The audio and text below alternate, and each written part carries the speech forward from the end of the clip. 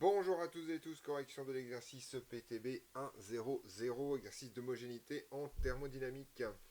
Donc on a trois expressions, il va falloir vérifier si elles sont homogènes ou non. Alors la première, on a delta S d'un côté de l'égalité, donc ça c'est une entropie. Ensuite on a NR, alors NR est une entropie aussi, ça il faut le savoir en fait. R a la dimension d'une entropie molaire, hein, c'est des joules par mol par Kelvin.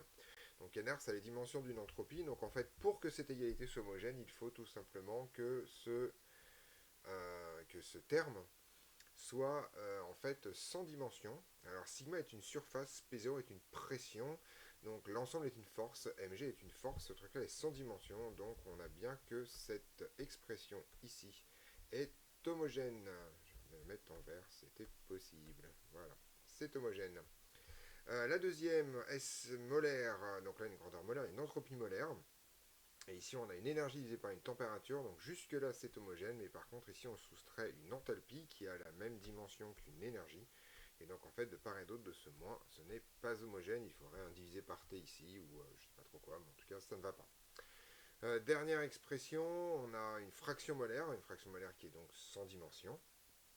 Une température ici, une entropie, alors, on va essayer de regarder. Donc ici, on a une entropie massique dans cette histoire, SE, là. CL est une capacité thermique massique, et ça a exactement la même dimension qu'une entropie, puisque c'est la même dimension que R, donc le numérateur est homogène. D'accord.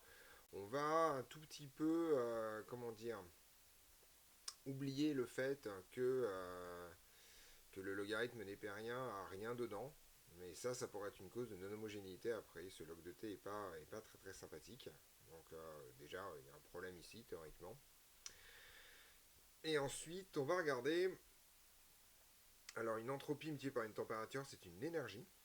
Voilà, une énergie, ça serait donc une énergie massique, et ALV est une énergie massique aussi. Donc si on oublie ce détail du logarithme, on peut considérer que cette expression est homogène, avec quand même un peu de problème sur cette zone-là avec le logarithme. Voilà, donc ceci termine cet exercice, on se retrouve dans d'autres vidéos pour d'autres corrections.